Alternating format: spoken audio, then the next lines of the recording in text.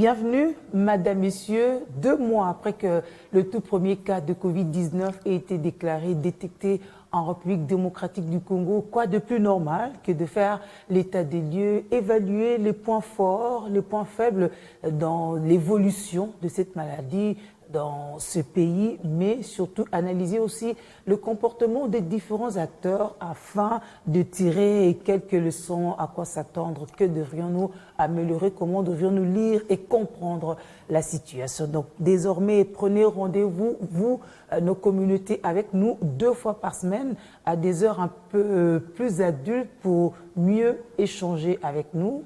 Et pour ce tout premier numéro, notre expert en santé publique et expert en communication pour la santé, c'est le professeur Dr Gabriel Nsakala. Bienvenue à vous.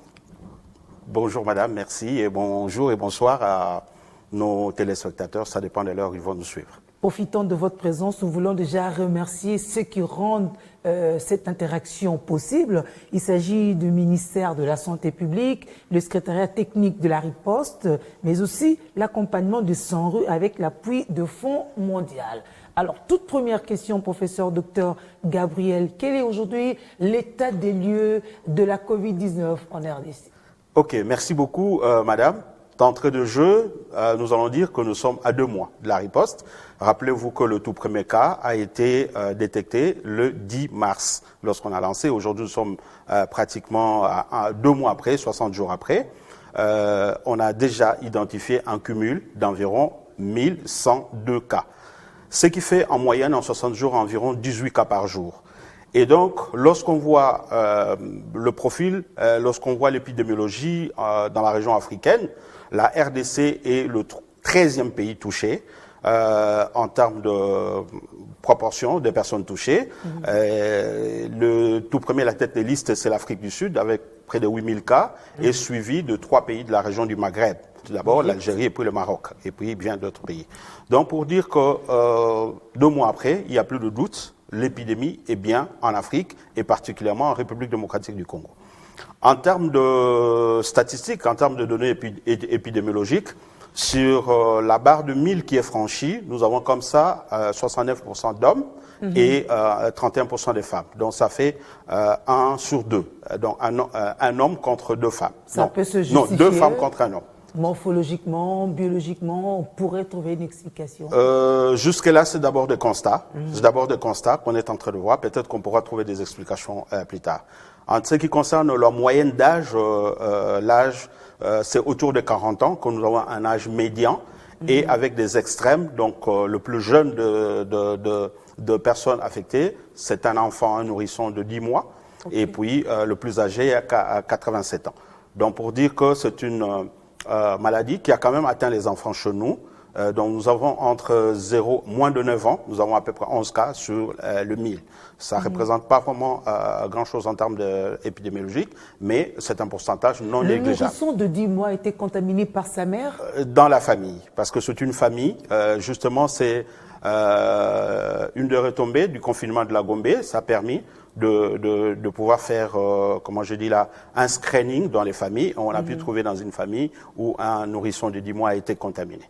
Et toujours dans les statistiques, pratiquement en République démocratique du Congo, 7 provinces sont touchées, vous le savez, mais Kinshasa, la capitale, a environ 95 ou 95% des cas, suivis de la province du Congo central et puis de Kivu et le Katanga, et aussi Ituri et le Kwilu.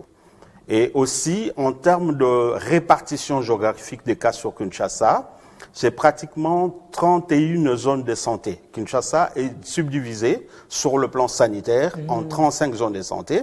Et donc, 31 zones de santé sont déjà touchées. Il ne reste plus que les zones de santé extrêmes de Maluku 1, Maluku 2, et puis de Biela, qui est une partie de la zone de santé, une partie de la commune de Kingasani, qui est coupée en zone de santé. Et aujourd'hui, on observe également une montée d'une zone de santé spécifique qui a le plus grand nombre de cas aujourd'hui. 18% des cas de la République se retrouvent dans cette zone de santé spéciale qu'on appelle la zone de santé de Kokolo. Voilà, tout le monde se pose la question Kokolo parce que c'est les camps Kokolo. Certains disent mais Kokolo parce que c'est l'avenue Kokolo à Binza Pigeon Non, justement, c'est ça. C'est ce que nous disons toujours. Je crois que dans notre communication, au-delà des chiffres, nous devons mettre de mots. Hein? En fait, quand nous disons zone de santé de Kokolo, c'est une zone de santé spéciale qui comprend tous les camps militaires.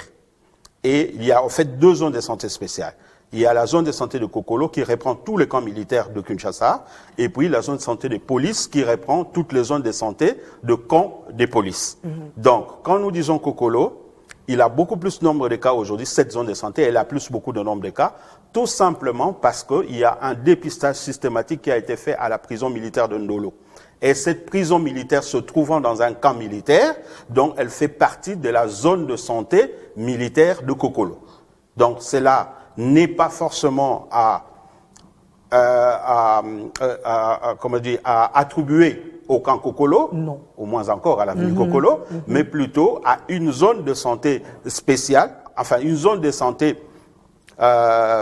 qui comprend tous les camps militaires, dont les camps militaires de Ndolo, où se trouve la prison de Ndolo. Donc c'est ce qu'il faut comprendre par là. Alors, donc il y a ça, mais un autre événement aujourd'hui, 2 mois après, c'est que Gombe, qui était l'épicentre de l'épidémie tout au début, commence à reculer. Et on peut penser que c'est l'effet positif du confinement.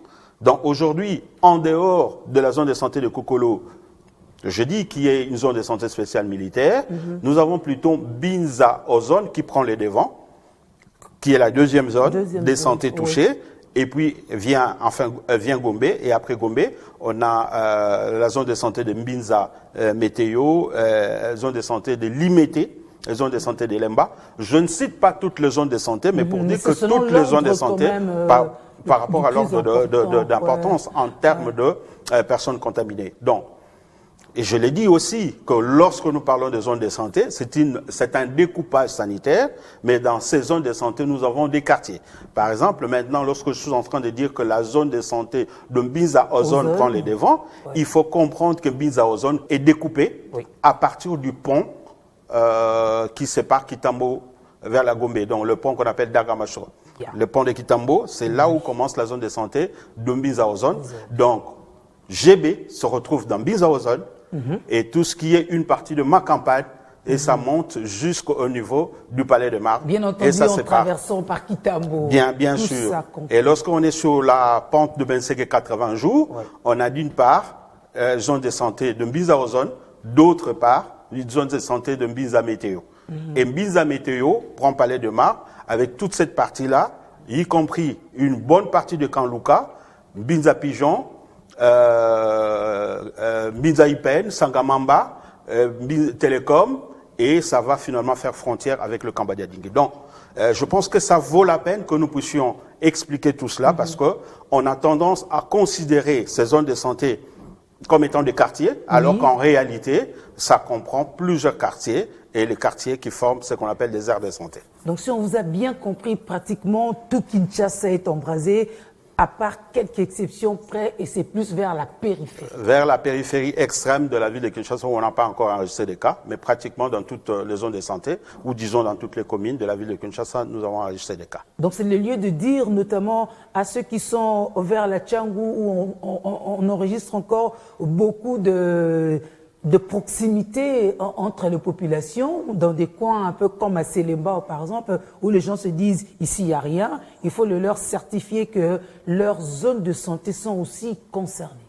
Oui, toutes les zones de santé sont concernées, mais c'est qu'il faut simplement comprendre que tout au début, comme nous avions des cas importés tout au début, qui ont plus résidé dans ces communes qui sont proches de la ville, et donc la progression elle est un peu plus lente pour atteindre les autres communes, les autres contrées qui sont un peu plus périphériques. Mais ce qu'il y a d'important aussi à dire, puisqu'on fait les bilans de 2 mois, c'est qu'on est parti quand même d'une mortalité de plus de 10%. Il y a même des périodes où on avait 11%, et on a baissé. On a baissé aujourd'hui jusqu'à 4%.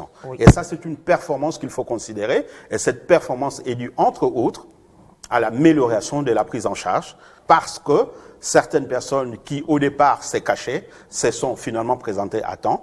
Et donc, on a pu faire une meilleure prise en charge. C'est ce qui a fait que nous puissions aujourd'hui arriver à réduire considérablement ce taux de mortalité. Et nous rejoignons pratiquement presque toutes les grandes nations du monde, où ces taux varient entre 3 et 5%.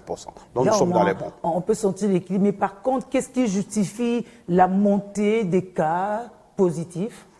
La montée des cas positifs a une explication, simplement parce que les mesures de prévention que nous avons dictées jusque-là, à partir du ministère de la Santé, même les fortes mesures qui ont été annoncées par le chef de l'État, souffraient quand même quelque part d'une certaine négligence à certains niveaux.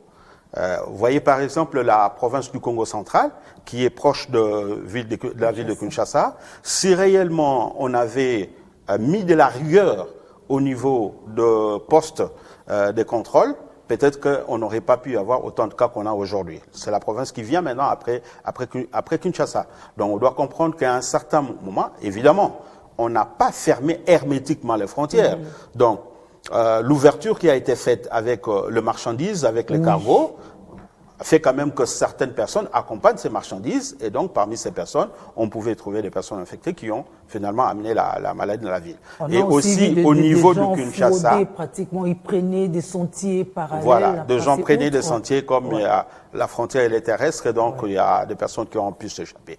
Mais sur place à Kinshasa, on a aussi observé une certaine baisse de mesures collectives à un certain moment, ou même là où il y a une rigueur pour que les gens puissent se désinfecter les mains, pour passer les points de contrôle, par moment il y a un relâchement, et même dans nos comportements, on va y arriver, au niveau de famille, au niveau communautaire, surtout dans les communes dites populaires où on ne sent pas encore les effets néfastes de la maladie, il y a quand même ce relâchement et qui fait que qu'on puisse. Mais un élément important, puisque vous demandez, il y a montée des cas dans certaines familles, parce qu'en fait, le profil que nous avons analysé aujourd'hui de contamination nous a montré qu'on se contamine beaucoup plus dans les familles.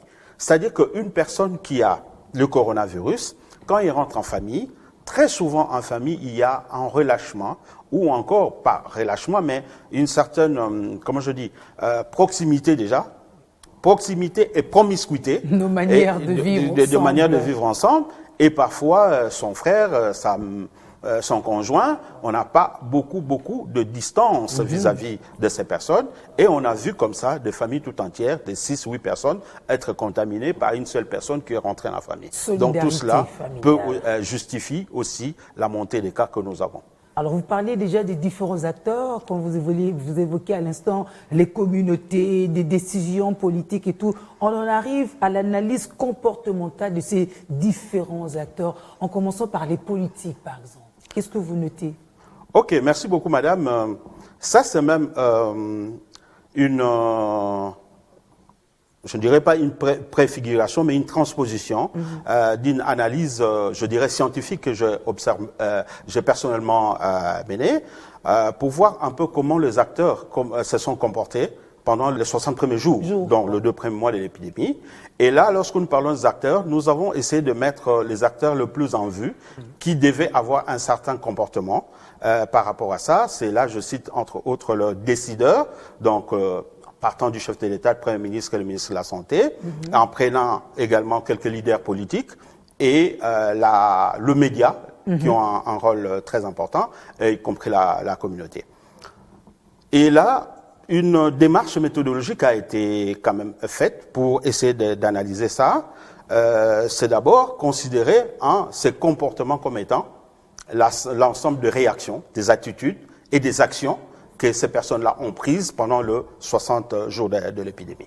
Et donc là, nous avons commencé par faire une observation participante, parce que nous-mêmes, depuis le jour où l'épidémie a été déclarée, nous avons commencé à contribuer, mettre notre expertise au niveau du ministère de la Santé pour essayer finalement de contribuer sur le plan de la communication. Donc, nous assistons en tant qu'acteurs à pratiquement toutes les messes, toutes les réunions, à plus de 90%.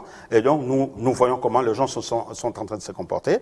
Et nous avons aussi fait quand même quelques interviews pas trop structurées avec quelques hommes politiques. Et surtout, nous avons fait un monitorage au niveau des médias pour essayer de voir comment les acteurs et les gens du média sont en train de se comporter. Et en plus de ça, nous observons la communauté, nous discutons et nous sommes en train d'animer des programmes dans le média et nous avons des réactions et donc nous pouvons bien faire cette analyse. Donc, ce que nous avons observé, c'est qu'il y a une évolution en termes de quinzaine. La première quinzaine a été toute chaude. La première quinzaine, d'ailleurs, elle est divisée en deux. La première semaine et la deuxième semaine. Les acteurs majeurs, tels que le ministre de la Santé, de la première semaine, a affiché un comportement de responsabilité en annonçant qu'il y avait effectivement des cas.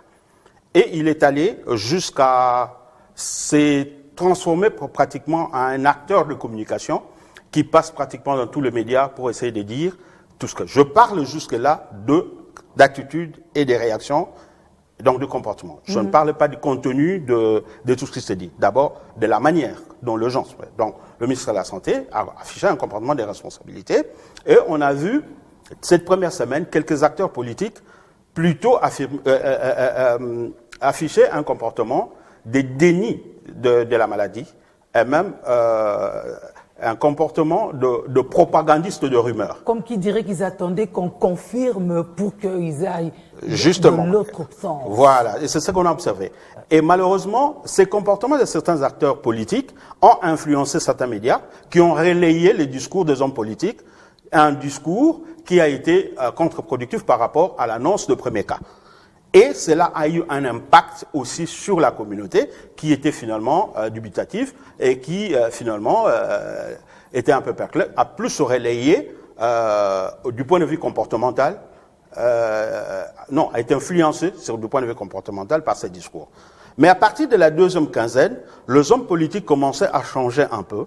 Mais je pense que cette deuxième quinzaine correspondait aussi à la montée des cas et qui a plus touché quelques hommes politiques bien connus. Oui. Et ça a joué sur leur attitude, leur réaction. Ils se sont directement concernés. Et donc, pendant la fin de la première quinzaine, il y a eu un comportement, je dirais tout à fait un peu perplexe, d'observation de certains leaders politiques qui ne faisaient presque plus de déclarations. Et c'est une période qui a été un peu latente. Et pendant ce temps-là, il y a eu l'entrée en scène du chef de l'État, avec les mesures qu'il avait annoncées, drastiques, qui notamment a annoncé un état d'urgence. Et donc, à partir de là, il y a eu un début de changement, d'une à la riposte. Si bien que certains médias, je parle même de médias officiels, qui pendant 2 semaines est resté tout à fait perplexe, sans engagement comme tel, pas de programme spécifique, si bien même que le jour où le chef de l'État a annoncé les mesures, on n'a pas vu un commentaire de la presse, un plateau autour de ces mesures, ouais, pour expliciter ce qui s'est passé. Ouais. Donc, les 2 premières semaines, il y avait un comportement qui était entre l'acceptation et le déni. Mais c'est à partir de la deuxième quinzaine que les choses ont commencé finalement à prendre, où les politiques commençaient à se convertir en acteurs de changement, et on a commencé à voir des vidéos de politiques qui ont commencé finalement à relayer le message de mesures barrières. Et ça a évolué comme ça, 2, 3, 4 jusqu'à 6e semaine, mais c'est au niveau de la communauté qu'il y a un peu ces comportements, je dirais pas très favorables à ce qu'on attend. On dirait que on observerait chez certains intellectuels la tendance à adhérer au message, aux directives du changement, et à certaines communautés, surtout résidant dans les communes périphériques, une tendance à méconnaître la maladie. Donc le fait que, ça c'est l'explication que je donne, qu'on ait annoncé les zones de santé qui ont eu beaucoup plus de cas étant des zones entre guillemets, de la bourgeoisie. Voilà. Donc eux, ils n'étaient pas concernés. Cela a influencé les comportements de certains pour eux. Et c'est là où il y a eu où il y a encore jusqu'aujourd'hui un relâchement par rapport aux mesures. Il continue à dire Bato Gombe, voilà. Centre-ville. Et donc, pour ne pas être trop exhaustif, mais que 6 semaines après, on se rend compte que il y a une évolution du point de vue comportemental par rapport aux hommes politiques, par rapport aux médias, qui vraiment commencent à faire un travail, mais c'est au niveau communautaire où il y a encore certains problèmes, où il y a de plus en plus une tendance au relâchement, tendance à ne pas accepter la maladie, et je pense qu'il y a encore un peu un travail sur le plan engagement communautaire qui doit être fait. N'est-ce pas qu'un problème aussi d'éducation interviendrait à un certain niveau pour bien gérer une crise telle que la pandémie actuelle? Oui, il y a plusieurs facteurs, parce qu'en fait, jusque-là, ce n'est qu'une analyse de comportement, mais on peut aller plus loin pour jusqu'à aller chercher l'explication de ces comportements. Vous savez que le comportement, le changement de comportement est la résultante de plusieurs déterminants. À partir du moment où les gens ne perçoivent pas encore les risques à leur niveau, et le comportement va traîner un peu. Donc il y a un problème de motivation au changement, il y a un problème de perception, il y a un problème d'attitude et un problème de croyance qui sous-tendent le changement des comportements. À partir du moment où une communauté ne perçoit pas encore le risque dans son quartier, ça risque d'être lent pour qu'il puisse adhérer. Et éventuellement, il y a d'autres paramètres qui sont mis en priorité. Par exemple, les désirs de survie. Les gens pensent qu'ils doivent d'abord prioriser la survie avant de prendre les mesures ou avant de suivre les mesures qui leur sont dictées. Donc c'est tout cela aussi qui fait problème. Mais ce que nous devons chercher, c'est plutôt accompagner cette communauté à comprendre, à percevoir, à avoir la même perception que nous du risque. Et c'est de cette manière que nous pourrons construire avec elle le changement.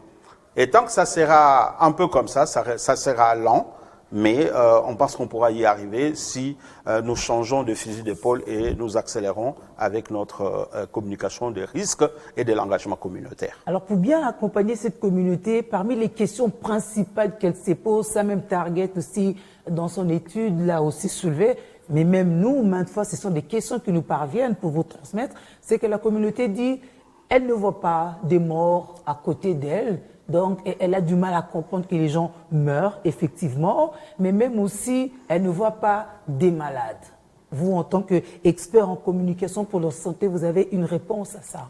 Oui, madame, effectivement, nous comprenons certaines réactions du public par rapport à ça. Tous les problèmes parce que, dès le départ, le public a eu une perception de la maladie. Et comme vous le savez tous, nous avions aussi notre perception de la maladie parce que c'est une maladie qui a commencé dans notre pays. Donc toutes les attitudes que tous nous avons prises, c'est en fonction de ce que nous avons observé en Chine, en France, en Italie, en Espagne et aux États-Unis. Nous nous attendions à quelque chose qui va nous emballer tous et qui va nous faire courir. Heureusement, 2 mois après, nous nous rendons compte que le rythme de la progression de cette maladie, elle est un peu lente, elle est un peu différente, j'allais dire, par rapport à ce que nous observons sous d'autres cieux. Il y a plusieurs raisons à ça. Évidemment, nous ne pouvons pas d'emblée nous frotter les mains aujourd'hui, parce que nous savons aussi que nous diagnostiquons peu de cas compte tenu de moyens qui sont les nôtres. Mais on doit comprendre que les publics s'attendent à voir un malade de coronavirus qui a un certain profil. On s'attend à voir un malade de coronavirus qui marche d'une certaine façon, qui est amené dans les civières, qui est amené par les ambulances et tout. Alors que tous les cas ne sont pas forcément sévères. Alors que tous les cas ne sont pas forcément sévères.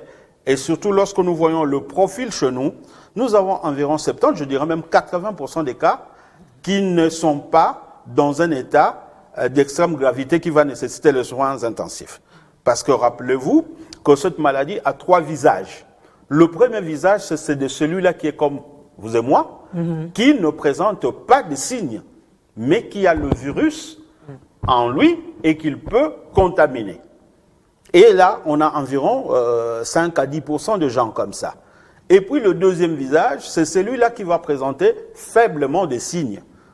une fièvre, une toux, les éternuements, les courbatures, et nous avons rajouté l'absence de goût et qui ne sent pas quand perte de l'odorat et aussi quelques diarrhées. Vous voyez, on peut avoir 2, 3, 4 signes, mais ne pas présenter un état général qui est altéré, donc qui est mauvais. Et donc, une personne comme celle-là, il est coronavirus à partir des examens de l'arrière-gorge, et cette personne peut ou ne pas être dans une situation où on le croirait facilement qu'il fait une coronavirus. Et donc, les espèces que nous avons chez nous se sont plus développées dans cette catégorie-là. C'est à peine que nous avons trouvé, dans une vingtaine de pourcentage des cas, de personnes qui arrivent à l'hôpital au niveau de soins intensifs et qui font des formes sévères. Et dans la plupart des cas, c'est des personnes qui ont pris un certain âge, c'est des personnes qui ont aussi d'autres maladies sous-jacentes qui aggravent le coronavirus. Entendez par là l'hypertension artérielle, les diabètes, l'obésité et certains problèmes cardiaques et d'autres. Donc vous comprenez que face à ces tableaux, parfois la croyance de certaines personnes devient un peu difficile pour pouvoir d'emblée dire qu'il y a des cas de coronavirus. Mais un autre élément, c'est que c'est culturel chez nous. Quand on est malade, on ne le dit pas. On ne veut pas le faire savoir. Et vous vous rappelez, madame, même quand on attend un événement heureux qui est une grossesse, rares sont les femmes qui l'acceptent de gens. Parfois même quand on voit le ventre commencer à prendre de forme, parfois on nie devant le gens qui observent ce changement. C'est culturel chez nous. Et ça, c'est sur le plan tout à fait d'un déterminant culturel, mais sur le plan aussi légal. Il ne nous est pas autorisé, contre la volonté de quelqu'un, de prendre des images ou des photos, de dire que tel est malade. Donc on est devant ces situations. Néanmoins, nous insistons ou nous persuadons les personnes qui se sentent déjà mieux, qui guérissent, à pouvoir faire des témoignages. Et là, de plus en plus, on observe des témoignages. Mais je vais terminer en disant, madame, la visite du chef de l'État a été aussi une opportunité pour nous de voir le malade. Au moins, vous les avez vus dans tous les hôpitaux où le chef de l'État est passé. On a vu qu'hier faisait beaucoup de boucans, en pleine forme. Donc, s'il y avait encore de doutes, au moins cette fois-là, on a vu de malades. Et donc, je pense que il y a suffisamment aujourd'hui d'indices pour que nous puissions croire à cette maladie. Surtout qu'il y a beaucoup de cas symptomatiques, on a recueilli des témoignages. Mais alors, parce que nous sommes en train de faire l'évaluation des 60 premiers jours, quels sont les points forts et faibles que vous relevez? Madame, le point fort, c'est que nous avions d'abord un engagement au sommet de l'État. Ça, c'est un élément très important. Quand le chef de l'État s'engage et que, quand il sent qu'il y a quelque chose qui ne va pas, et qu'il se mette en route pour aller lui-même voir ce qui ne va pas, c'est déjà un élément important. Un autre élément, nous avons aussi un engagement d'un ministre de la Santé qui veut faire évoluer les choses et qui est aussi au devant de la scène pour essayer d'apporter tout ce qu'on peut apporter aux malades. Nous avons une expertise, madame. Le fait que nous ayons des éminents virologues dans le pays, des éminents scientifiques, et avec un laboratoire de grande renommée qui est l'INRB, c'est aussi des atouts. Et nous avons aussi un personnel soignant qui est engagé et motivé, mais beaucoup plus aussi une population qui est résiliente, c'est-à-dire qui sait faire face à certaines difficultés, notamment du point de vue santé. Ça, ce sont deux points forts, c'est des atouts. Mais le point faible, madame, notre système de santé, il est faible. Nous n'avons pas beaucoup investi dans notre système de santé, si bien que parfois nos hôpitaux ont des difficultés pour fonctionner, ont des difficultés en matériel, ont des difficultés... Nous avons un seul laboratoire. Voilà, c'est tout cela, un seul laboratoire qui peut se décentraliser, ça c'est vrai, mais c'est... Notre plateau technique ne s'y prête pas. Dieu merci que nous n'avons pas eu beaucoup de cas d'extrême sévérité qui nous auraient demandé des respirateurs. que le pays ne dispose pas assez. Ça, c'est un point de faiblesse. Un autre point de faiblesse, c'est l'engagement sur le plan financier. C'est aussi une faiblesse. Parce que on a suivi l'évaluation, on a suivi le Premier ministre devant l'Assemblée nationale. Franchement, là aussi, c'est extraverti. La prise en charge, il faut attendre. Oui, comme on dit, la plus belle fille du monde ne peut donner que ce qu'elle a. Donc, les contraintes budgétaires du pays avec tout le programme que nous avons avec les institutions internationales font qu'on ne puisse pas allouer beaucoup de fonds. Notre plan de riposte sur une année se chiffre à 135 millions de dollars. Jusque-là, le gouvernement a déboursé 3 millions et 500 dollars. Donc, c'est une faiblesse. Bon, heureusement que nous avons quelques partenaires qui appuient certaines choses, mais une autre faiblesse aussi, c'est parfois notre culture à ne pas vouloir nous documenter, à ne pas vouloir vérifier certaines choses. Vous savez, par exemple, je le dis toujours, lorsque nous avons de petites vidéos qui nous parviennent dans nos téléphones, où il y a des témoignages de personnes qui sont guéries, où il y a des situations intéressantes et heureuses ou bonnes, nous refusons parfois de le partager. Mais il suffisait que nous ayons une vidéo d'une plainte ou même d'une personne qui est en train de raconter des histoires sous la riposte. C'est cette vidéo-là que nous partageons à des milliers de personnes. Là aussi, parfois, c'est... Le sensationnel, on aime ça. On aime ça, c'est aussi une faiblesse parfois qui n'encourage pas les choses. Donc voilà autant d'éléments en termes de force et de faiblesse que nous avons plus ou moins identifiés jusque-là. Mais nous sommes conscients de ça, parce qu'une bonne chose est de savoir faire l'analyse et de pouvoir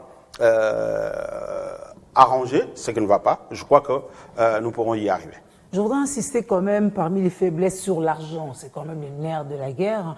Au Congo, on sait quand on parle argent, on a réussi dedans, voilà, les gens sont assez regardants. Mais on a quand même suivi qu'il y avait 3 millions quelque chose que le gouvernement avait mis à disposition. Et lorsqu'on suit, on se rend compte que c'est seule cette somme-là qui aurait servi, est-ce qu'on puisse rémunérer les uns et les autres, suppléer par rapport à certaines choses. Mais à côté de ça, il y a beaucoup de rapports, beaucoup de réceptions, beaucoup d'annonces, professeur docteur. Quand on dit tel partenaire a amené 9 millions, tel autre a donné ceci, mais on se dit, mais lorsqu'on fait les totaux, c'est comme si vous mettiez de côté ce que les autres partenaires donnaient, vous ne présentiez que votre situation à vous. Madame, je pense que c'est un peu votre art de toujours vouloir me faire de petits coups comme ça. Même lorsque je vous dis que je ne suis pas habilité à parler chiffres sur la riposte, vous m'amenez toujours sur des terrains comme ça. Non, mais quand vous passez quand même dans les réunions à 95%, dites-le nous-mêmes en passant. Il y a 2 instances qui sont tout à fait habilitées à parler des chiffres de la riposte. Okay. Moi, je vous avais juste parlé de ce qui a été rendu public. Mais ce que je peux simplement dire par rapport à ce que vous avez dit, c'est que quand vous entendez des millions de l'USAID, 2 millions de l'OMS, 2 millions de l'UNICEF, 2 millions, retenez une chose. Tous ces millions ne passent pas par les caisses de l'État. OK ? Nous avons fait un plan où la riposte, je parle de nous, la RDC, parce que je m'approprie, qu'un plan de riposte de 135 millions. Et ce plan de riposte a été soumis, entre autres, au gouvernement et aux partenaires.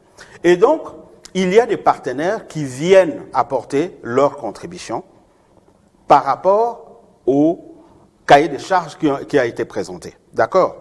Donc, là où vous avez dit, par exemple, nous avons dit, par exemple, que nous avons besoin de 10 ambulances. Nous avons besoin de fiches d'identification de gens à l'aéroport. Nous avons besoin des affiches. Nous avons besoin des émissions radio-télévisées, un peu comme on le fait maintenant. Le partenaire n'apporte pas l'argent au ministère de la Santé, moins encore à la primature. Le partenaire prend la ligne qui l'intéresse, il engage ses frais par rapport à ça, dont il vous demande les contenus et lui s'en occupe. Mais les partenaires ne se gardent pas de faire des déclarations. Parce que cet argent qu'il a dépensé, c'est de l'argent liquide, il va déclarer qu'il a soutenu la riposte pour environ 7 millions de dollars. Vous comprenez ? Je vais vous donner un exemple très clair. Aujourd'hui, nous avons les 3 lignes vertes. OK ? 101, 109 et 110. Ouais. Qu'il s'agisse de téléphone, qu'il s'agisse de personnel qui travaille, et soutenir tous ces appels de la République, pendant X temps, c'est un partenaire, l'UNICEF, qui a pris en charge. Aussi, quelques compagnies de télécommunications qui ont donné juste des lignes. Donc, pendant tout ce temps que les gens vont appeler, les factures et tout cela seront payés par ces partenaires. Mais ces partenaires vont comptabiliser ce qu'il a donné à la riposte. Et n'oubliez pas qu'il y a certains partenaires qui appellent aussi des experts de leur pays pour venir appuyer la riposte. Et donc, les salaires, les missions de ces experts-là sont comptabilisés comme appui à la riposte. Et c'est comme cela qu'il faut comprendre ces millions que vous entendez de tel organe, de telle institution. Donc, nous tablons sur le 3 millions qui rentrent dans les caisses de l'État, parce que ça, c'est ce que l'État a donné. Bien entendu, il y a eu aussi quelques partenaires d'office du pays qui ont donné qui 5 000, qui 25 000, ça aussi on comptabilise parce que ça s'est reçu par soit le secrétariat technique, soit le ministère de la Santé. Mais tous les autres, ils apportent bien entendu, mais ils apportent en nature. OK? Ils apportent en termes d'appui, mais qu'ils comptabilisent et ils font des déclarations de ce qu'ils ont à apporter réellement. Donc c'est ce qu'il faut comprendre. Bon, quant à l'utilisation et tout ça, je ne suis pas la personne habilitée pour pouvoir donner tous ces détails. Ouais. Au moins c'est clair comme ça. On sait que beaucoup de partenaires répondent plutôt aux besoins. C'est pas du liquide qu'ils apportent forcément. Alors, fort du tableau tel que vous l'avez peint avec l'analyse, les forces, les faiblesses, mais les acteurs, leur niveau de résilience, d'appropriation, de reniement et tout, à quoi on peut s'attendre? Oui, madame, je vous avais d'abord dit qu'une autre force que nous avons, je crois que je l'ai cité, ce sont les ressources humaines, hein, parce que nous avons beaucoup d'experts en santé publique, dans tous les domaines, en infectiologie, en communication, et de plus en plus, nous continuons à travailler. Mais j'ai oublié aussi une autre force. C'est un peu cette dynamique qui se développe autour de la riposte. On a vu, par exemple, des étudiants de telle université, de telle université, commencer à travailler sur le lave-main, sur produire ceci, les étudiants de des désinfectants, produire de masques, les universités, les facultés produire de désinfectants. Ça, c'est aussi pour soutenir la respiration, l'assistance. Voilà, donc c'est aussi une force et même une impulsion de la recherche. Vous avez déjà entendu parler de tel ou tel qui a découvert tel médicament, et tout, même si on n'est pas encore très sûr, mais au moins il y a cette dynamique qui est impulsée. Et donc c'est un point positif qu'il fallait souligner.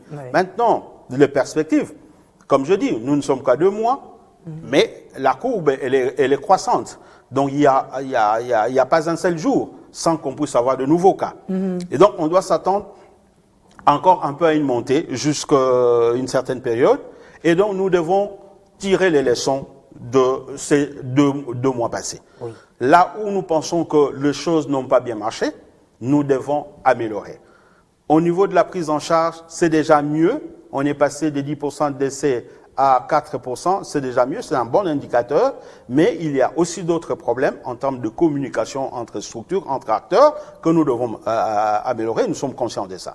Au niveau de la communication, je pense même que, madame, cet exercice que nous faisons, c'est un exercice inaugural, je crois, d'explication, mais je crois, dans les prochains numéros, nous aurions vraiment voulu laisser plus la parole aux téléspectateurs qui nous envoient leurs préoccupations.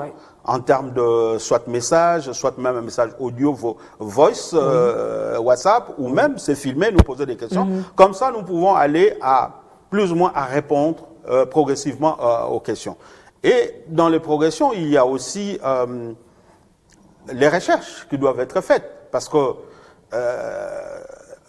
cette situation où les universités sont plus ou moins en arrêt devrait être aussi profitable pour que les chercheurs puisse, chacun, dans ce qui le concerne, puisse amener un peu de contribution. Parce que n'oubliez pas que le Covid-19 intéresse pratiquement tout le champ de la recherche. Les économistes se retrouvent. Vous voyez, avec la décision simplement de confiner, d'arrêter toute la vie, ça a une implication économique importante. Le prix du baril a baissé, oui. du pétrole. Les juristes, on y travaille. Faudrait-il ouvrir le code de déontologie à une exception de filmer les malades? Voilà. C'est une piste pour les juristes.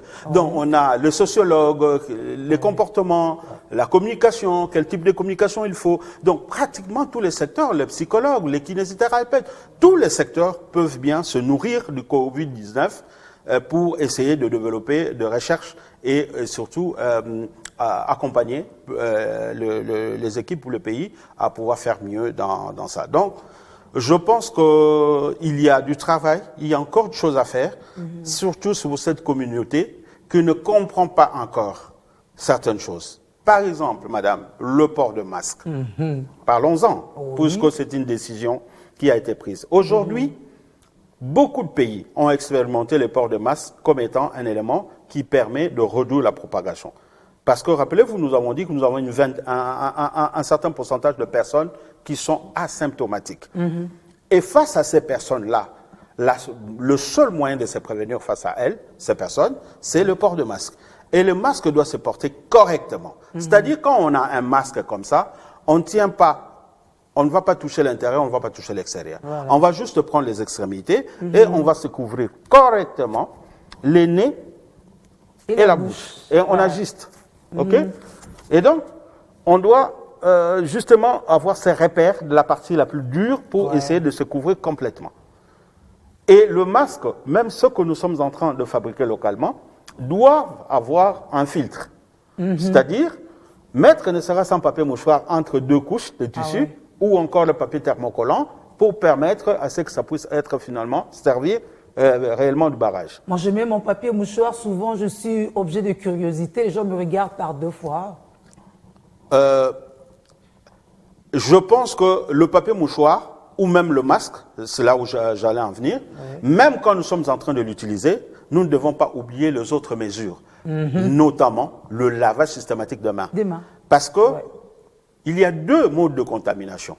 Le masque va nous protéger face au premier mode de contamination, c'est la contamination directe. C'est-à-dire le gouttelette de salive qui sort pendant la parole, ou encore pendant l'effort de toux, ou pendant l'effort d'éternuement, peut être contaminant vis-à-vis de la personne qui est à moins d'1 mètre. Okay? Mais le deuxième mode de contamination, c'est à partir de mains qui touchent la surface contaminée.